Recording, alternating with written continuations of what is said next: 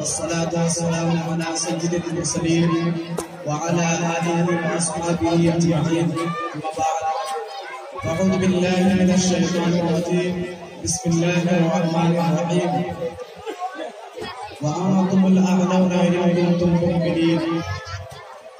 वो मुअज़्ज़ज़ थे ज़माने में मुसलमान होकर, वो मुअज़्ज़ज़ थे ज़माने में मुसलमान होकर और हौसला हुए तारीख़ इक़रा होकर।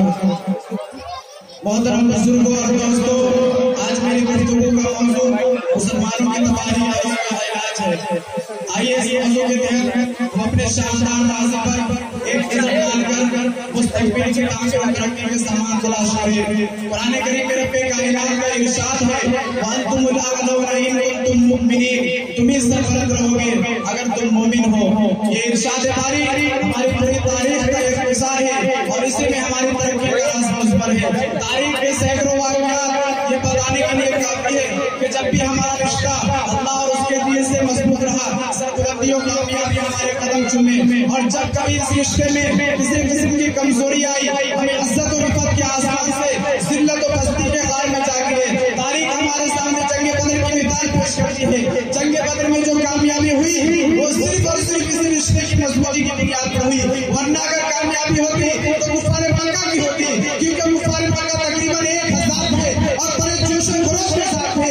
उनके पास 700 घोड़े थे, इस सब के पास तलवारें और दीगर जंगी हथियार मौजूद थी। इधर अबू जहल, उतबा, शैबा, वलीद, हंसला, उबैद, आस, हर्ष, उमैया के अगर नजर इब्न हारिस, अब्दुल मुत्तलिब जैसे शुजाअत के पैकर और आज़मूदागार थे। उधर बेचारे मुसलमान बेसर सामान कुल तादाद 313 सवारी के लिए घोड़े और सब पर उठे।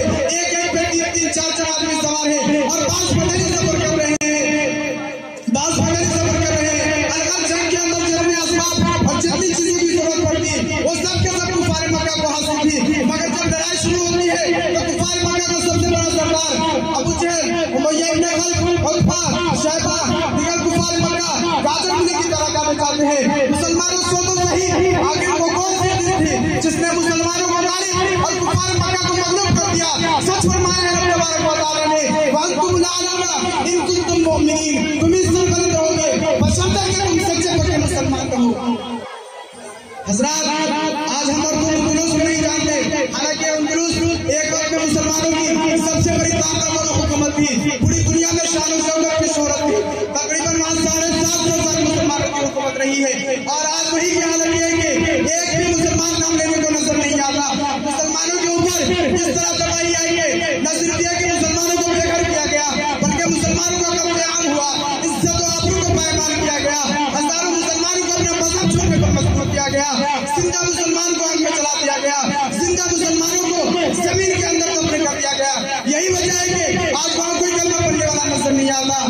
मेरे मोहतरम बुजुर्गों दोस्तों, मुल्क बर्मा में मुसलमानों को बेघर किया गया, मुसलमानों की इज्जत और आबरू को पायमाल किया गया, और इसी पर बस नहीं बल्कि उसी मुल्क बर्मा में मुसलमानों का कत्लेआम हुआ, इज्जत और आबरू को पायमाल किया गया, हजारों मुसलमानों को कत्ल कर दिया गया, बेशुमार औरतों को शहीद कर दिया गया, मासूम बच्चों की उनकी माँ की वजह से जुदा कर दिया गया, उलमा इकराम को सख्त से सख्त सजा दी गई, जबकि मुल्क बर्मा में मुसलमानों की बहुत बड़ी तादाद मौजूद थी।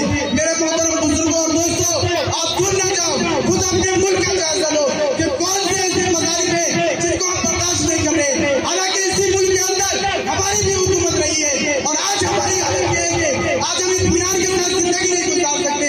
कहीं हमारे कत्ल की तस्वीरें जो की जाती है, मुल्क से निकालने के लिए मंसूबे बनाए जाते हैं, कहीं हमें गैर मुल्की कहकर बदनाम किया जा रहा है। मुसलमानों, आज क्यों हमारी हालत ऐसी हो गई है? किसी शायर ने कहा है, सोई हुई कौमें जाग उठी बेदार मुसलमान सोता है, सोई हुई कौमें जाग उठी बेदार मुसलमान सोता है, गवारे कल्ब मोमिन के अब जज्बा ही बस होता है।